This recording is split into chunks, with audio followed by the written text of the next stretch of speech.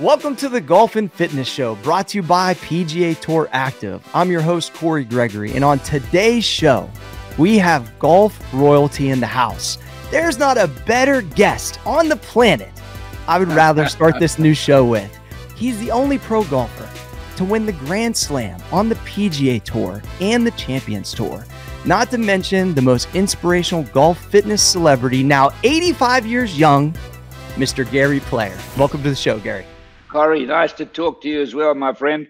You're going to do so much good for the people of America, this great country, with your show, and I wish you everything of the best. Yeah, I'm super excited. I'm excited that the tour is now obviously recognizing that we have to talk more about fitness, and you've been doing this your entire career. So when did you first pick up a barbell and realize this is something that you're going to dedicate yourself to? Like, when did that really click for you, and what age was that, Gary? In 1944, before your father was born. Absolutely. My brother went to war to fight with the Americans and the Allies at the age of 17 from South Africa. And my brother-in-law went as well. He never came back, unfortunately. And the day he stood there with his khaki clothes on, and he said, look, I might never come back. And he says, what do you want to do one day? I said, I'd like to be a professional athlete. He says, you're too small. I bought you a set of secondhand weights here. You got to promise me you'll exercise for the rest of your life, which I've adhered to. And that was the best gift that I ever had bestowed upon me. Corey, this great country of the United States of America, the biggest problem is obesity. Yes. Never mind. We talk about COVID, which is very serious if you have somebody that's died from it. But look at the people that are dying from cancer. Not 220,000, whatever it was, COVID. It's millions. It's millions with heart attacks. It's millions with diabetes that are happening around the world. Those are the real serious diseases. Yeah. And what plays a great role in those diseases developing? It's obesity. So my greatest dream ever since I've come to this great country is if I could contribute to society in regards to the body. Your body is a holy temple. You only realize what your body means. I've had a lot of cancer death in my family, and my wife has got pancreatic cancer right now. You lie there every day, and your mind goes back, and the word that comes to mind is gratitude, to be healthy. But it's something you've got to work at. You've got to work at it, whether it's freedom, whether it's health, whether it's whatever it may be, whether it's a good marriage. You've got to work at it. And I'll tell you the greatest saying that I've ever heard, and I try and accumulate a lot of sayings when I do my final memoirs of my life. Winston Churchill was my great hero, and he said, just to elaborate on the importance of working on something, he said, the height that great men reached and kept were not attained by sudden flight, but while his opponents were sleeping, he was toiling upward in the night. And that's what you got to do. The conclusion of that is that there's nothing for free. You got to work hard. I was poor, man. I had nothing. I made 30 pounds a month for 3 years. Wow. I mean, so, but the thing is, when you have a little bit of adversity, it makes you, it's a wonderful gift. And there's nobody on the planet, Corey, nobody on the planet that doesn't have worries. Doesn't matter because you have money that you don't worry. You probably have more worries when you have money. Quite honestly. But the thing is that fact. You've got to look after your body. And so what we've got to try and do, Corey, yes, exercises, which you are preaching on your show, is important. But what is more important is what you eat. Yep. I rate it 60-40. As a young man, I always thought it was 60% exercise and 40% what I ate. Now, as I've got older and more wiser and have traveled more miles than anybody that's ever lived now and met all the great scientists on diet and exercise and mindset. I wish I had all this when I was in my 20s and 30s, but I was close to it. That's why, being small, that I won, so many tournaments and so many majors. But it's not the swing. It's not the swing is not the thing. It's the mind. It's how fit you are. It's how well you putt. Those are the things. Look at Tiger, why he was doing so well. He was not a good driver of the ball at all, but he had a mind that was like a steel trap, and his body was like Hercules, and he had, he was one of the one of the two best putters that ever lived. It's debatable who was better, Bobby Locke from South Africa or Tiger, because Bobby Locke never putted on beautiful greens like this. Sure. And was a phenomenal putter. So we come back to, you got to eat properly. And I'm going to give you something that is if your listeners listen to this, this great Tibetan philosopher said, if you want to live a long time and you want to live well, you got to eat half of what you eat.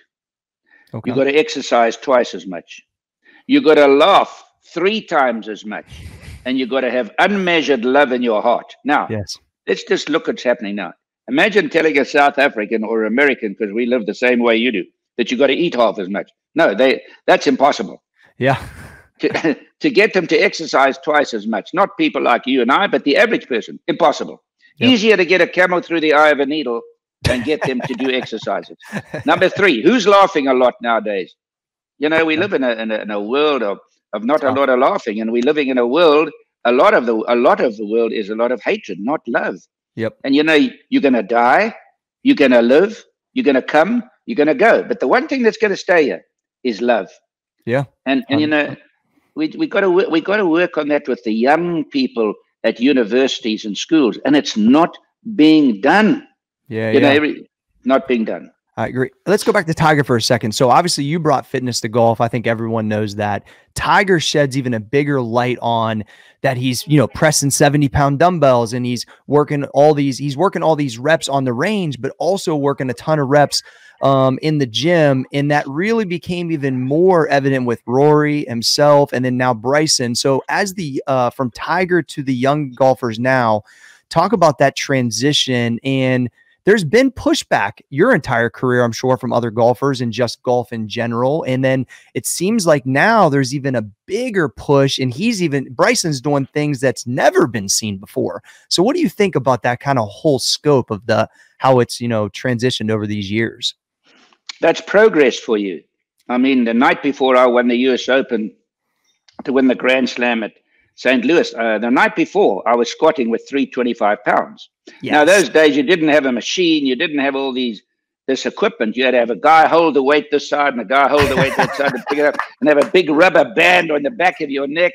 Love it. Love it. So, you know, I was always lifting very heavy, and I was crucified and said, one of the famous golf architects who's now dead saw me squatting, and he said, Gary Player will never win a tournament after the age of 35.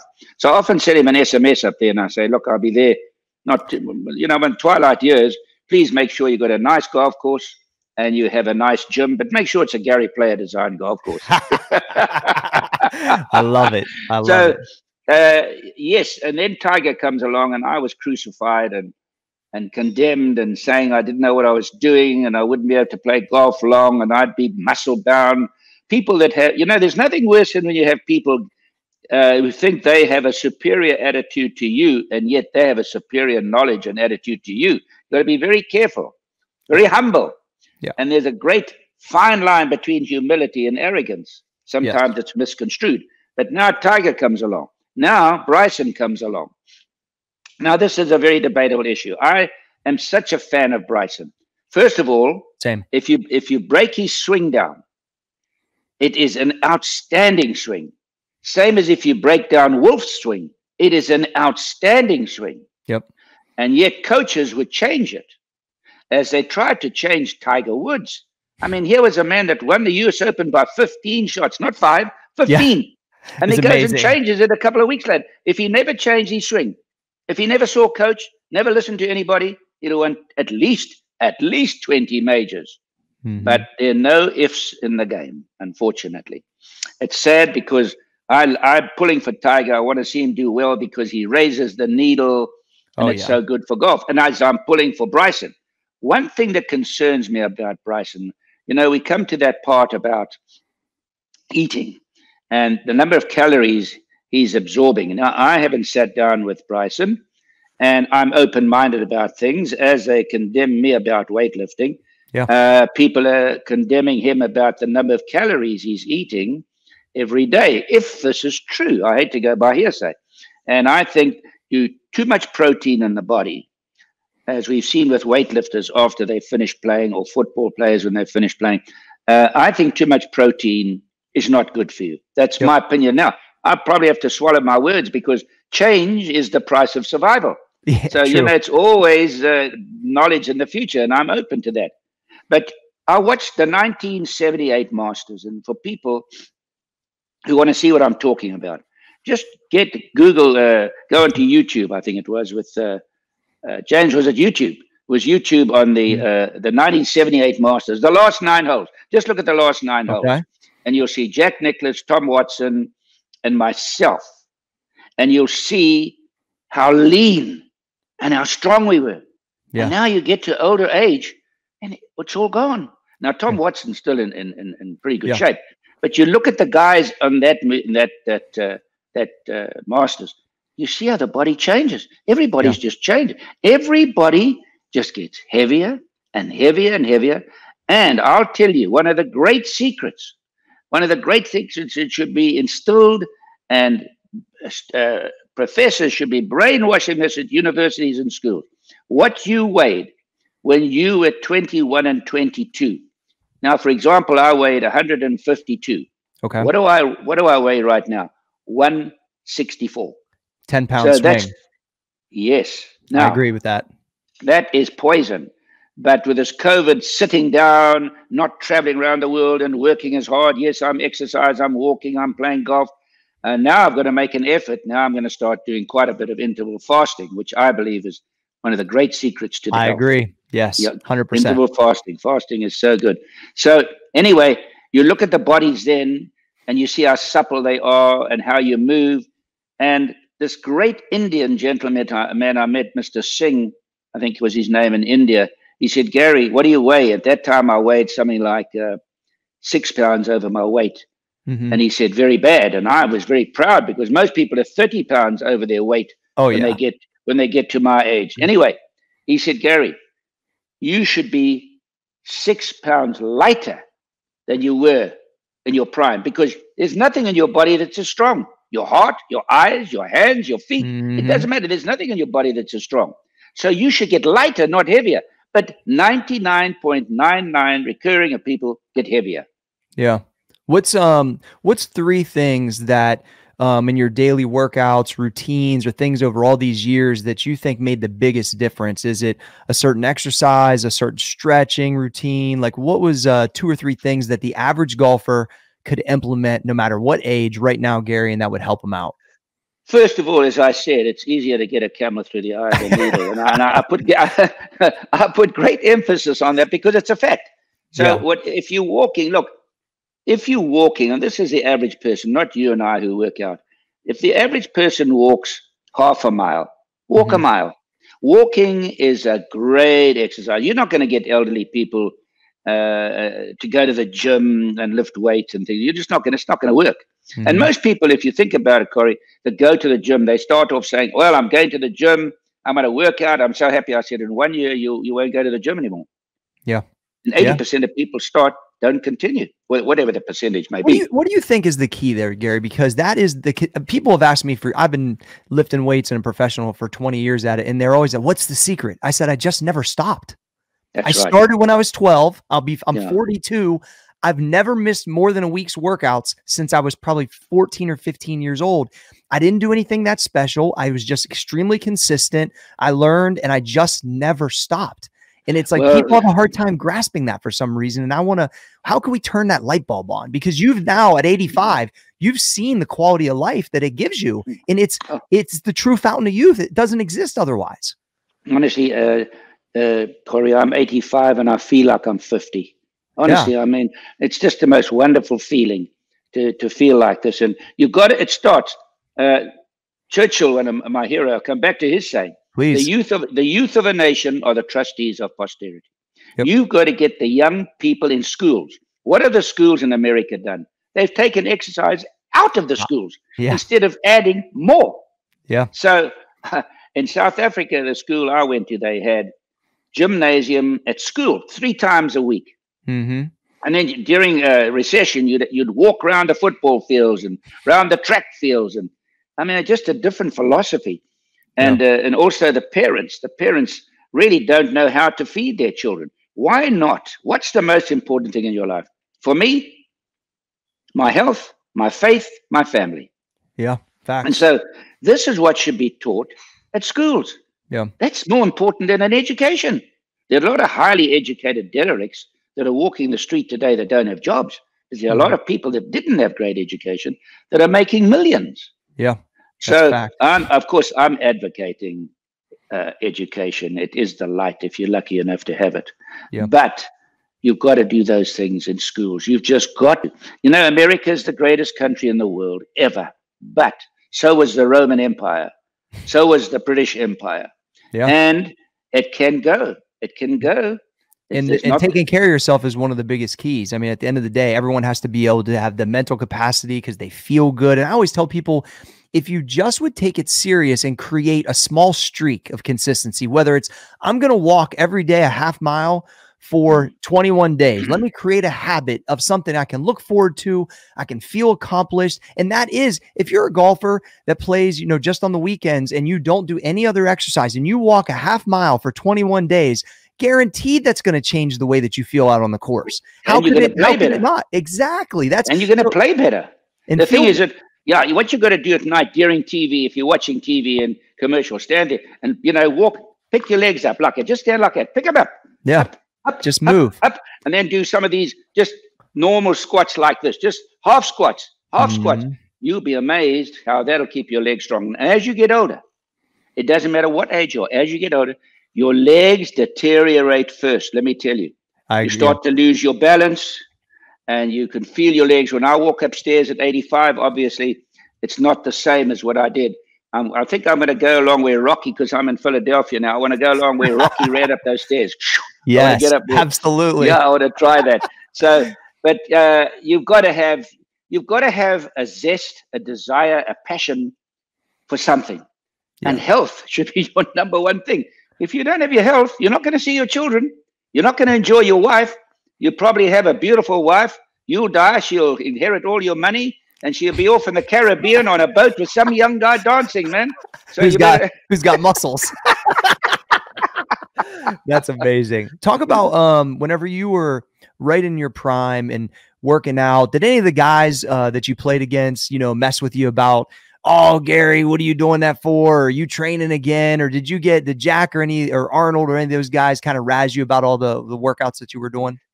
I vividly remember rooming with Billy Casper. Okay. In Miami in the tournament at I think it was Doral, and he saw me doing my push-ups and all these exercises, and he had a big stomach like this, and he said, "Well, here are my exercises for tonight." He stomach 10 times and jumped into bed. But no, it was just unheard of. The only exercise most people, there was a man called Frank Stranahan that also exercised a lot with me. Mm-hmm. And but the only exercises people did in those days as golfers is take an olive out of a martini glass and put it into another one. Yeah, it was just a whole different mindset back then, correct? Completely different mindset. Now, here's the thing. I've been saying this for 30 years, and you know, it's like a lot of people said, "Oh, here about Bryson. Here's the scientist. You know, here's the kook. Here's a guy who's got all the clubs the same length. Here's a guy who's is absolutely out of it."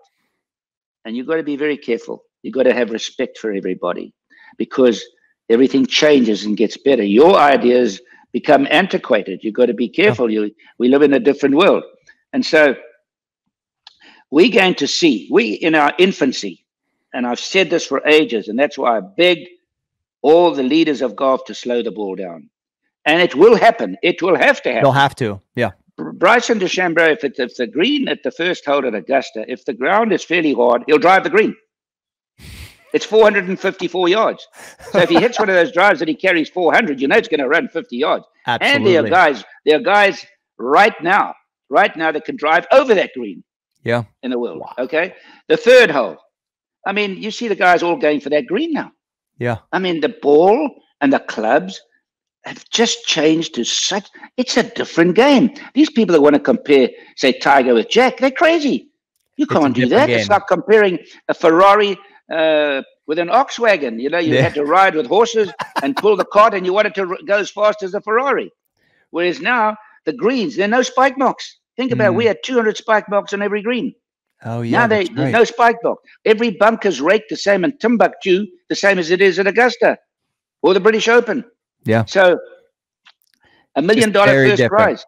Very Oh, $1 different. million first prize every week. We never paid for $1 million on the entire tour.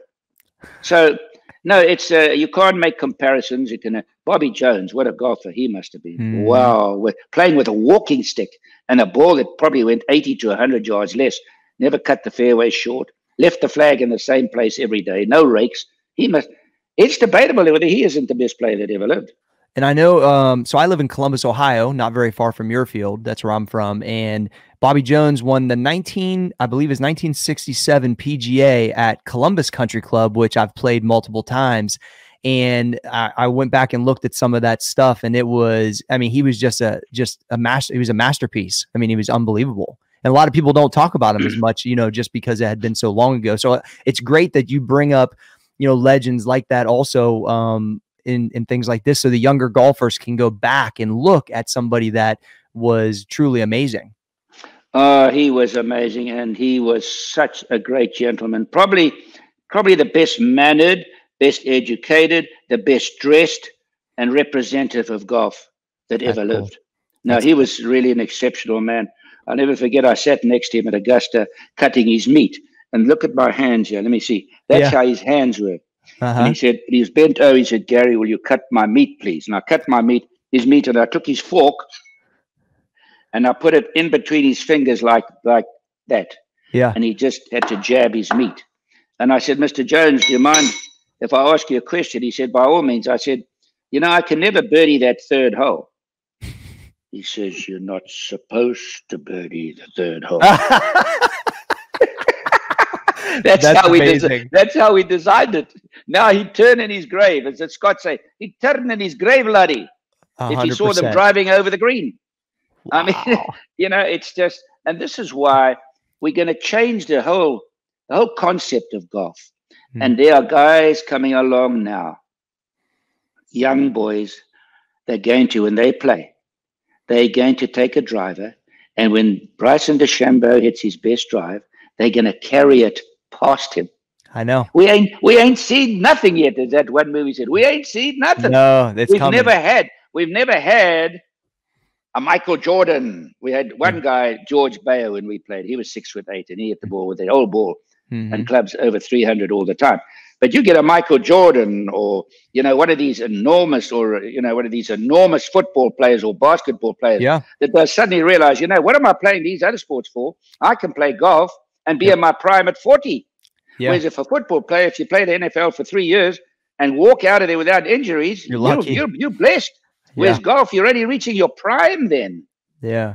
Tell me about, real quick, Gary, I want to talk about traveling and working out. So you obviously traveled more miles documented than pretty much any professional athlete ever. Any human being, because I'm living in South Africa and obviously playing all over the world. Would you get, I've heard a lot of people that this is the way that they cut jet lag. They get right off the plane, they go right to train. Did you always make sure you train the same day you traveled? Did you have any type of setup that you stuck to all these years that kind of helped, that process? What I did the first day, always, as I arrived, I went and had a sleep for an hour. Okay. A good sleep in the bed. And then I got up and I had an ice cold shower, starting with. Then a hot one, ice cold, hot, ice cold, hot. Get the blood circulation. That circulates your blood.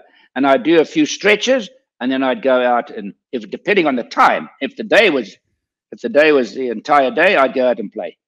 Okay. I'd go out and play, and walk and get the exercise. But I wouldn't do strenuous exercise the first day I arrived. Okay. The second day I'd start working out heavy. But you've got it. And to be able to sleep well, you see, but if you exercise and you eat properly, you'll sleep well. You know how many people have sleep deprivation in the world today? There are many people, and that doesn't mean to say that's the only cure.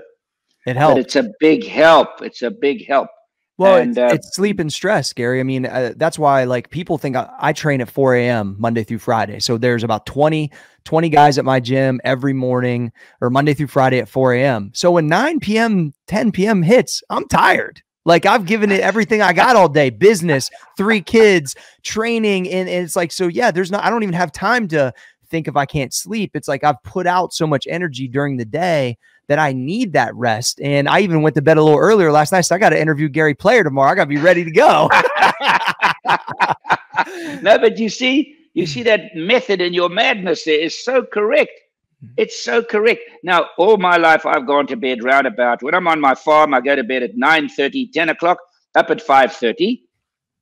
Love it. And, getting lots of fresh air. Fresh air, you see, is something that is vitally important. There's not enough emphasis put on breathing and good, solid, fresh air. Please believe me. Nothing lives without oxygen. Yeah.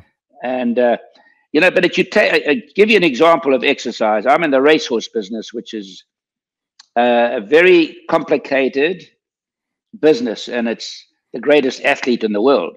Now, you take that horse and you keep him in a stable for 2 days. You open that stable door, he just darts out of there, and he just runs and runs. He doesn't walk out of there. So it's nature telling you, you need to exercise. Got to move. And I tell you, weight stops a train. Weight stops a train. With this COVID, unfortunately, it's become almost a political football today, which is not right to do. But I obviously going to bed now. Last night I went to bed at 12:30. Never done that in my life. Okay. And I was up this morning at 8 o'clock. I never done that. Now, so what has happened? I'm sitting there watching these shows and the news and things like that, and I'm snacking. So now I put on. You're falling victim.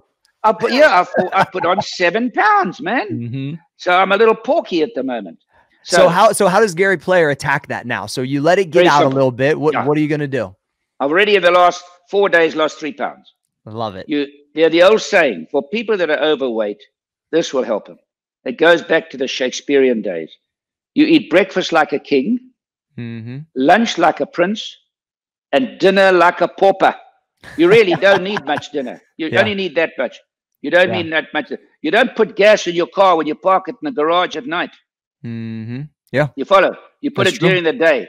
Yeah. And that just by cutting down and not having those snacks, I've already lost 3 pounds in weight. And then, I've got into a habit of taking a cart a lot when I play now because my golf bag, I've got this PXG golf bag, which is very heavy. Yeah. So I can't carry that. So now I'm going to start walking again. Going to get a cart, let a caddy drive the cart, and I'm going to start walking. And that makes a massive difference. Yes, I think because I'm exercising at home that I don't have to walk when I'm on the golf course, but you get older, you've got to make more of an effort. Yeah. You've got to make more of an effort. So I'm going to start walking a lot more. It's good. You can get into a habit. You get into a habit very easy. Yes. And, but it comes back. It comes back to the parents. Can you imagine some children go to school with a donut and a what do you call a soft drink? What do you call a soft drink? Pop. A pop. Yeah. And I mean, can you imagine that? I never forget Jack LaLanne was one of my dear, dear friends. He's one of my heroes. Yeah, I spent a lot of time. And then before that, Jack Bragg, Don Bragg. Was it Don Bragg? Don Bragg. You go back and look at Bragg. B-R-A-G. Yeah, he taught Jack LaLanne everything. Wow. You can still get a Paul Bragg. You can still get Paul Bragg apple cider vinegar today. Wow. But, so he said to me one day, I said, listen, do you have a cup of coffee? He says, Gary, I wouldn't give my dog a cup of coffee and a donut. I tried that and they all died. That sounds like Jack LaLanne. What? Hey, Gary, I think one cup of coffee in the day in the morning is good for you, quite honestly. Yeah, I agree. I'm not a big coffee drinker. Maybe in a month I might have 5 cups, but I think it's good for you. Yeah. One cup. What's a couple feats of strength that you're proud of that you've done over time? A certain lift, a certain leg press, or push-ups, or sit-ups? Like, do you have any feats of strength that you're kind of proud of that you've accomplished?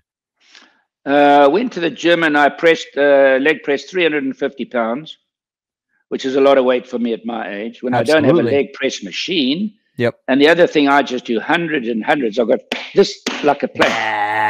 That for me, this holds your body. That's why I'm so disgusted and ashamed of myself to have got this little porch here.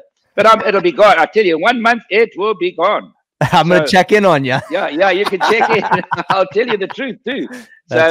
I think the core is the important part because it holds the body together and your legs carry your weight. Absolutely. So you've got to do simple exercises. As I say, for an elderly person watching TV, just do, half squats, even third squats, and just stand there and lift your legs. Put your legs out at the side. Put them out in front of you, just to do anything to keep the legs and the core strong. But undereat. Body in motion stays in motion, and body at rest stays at rest. Absolutely. I mean, that's really what it is, isn't it, Gary? It really is. To come back to the horse business, if you overfeed those horses, they don't run worth a damn. Yeah. They don't run worth a damn. And what you eat is important. I mean, there are a lot of things that I don't eat at all, don't touch. And I think that's one of the reasons that I'm so well at my age. Yeah, no, it's, well, I want to be respectful of your time, so we're going to get out of here, Gary, but I got to tell you, I really appreciate you giving us your wisdom, sir. It was amazing for the first episode of the Golf and Fitness Show, brought to you by the PGA Tour. I'm Corey Gregory. That's Mr. Gary Player. Thank you for joining us, and have a great day. In conclusion, let me just say, I've got so many wonderful messages around the world for my birthday, and the greatest gift that can be bestowed upon you is love. And I really appreciate it very much. And God bless you, Corey, and God bless America. Thank you, sir. Appreciate your time.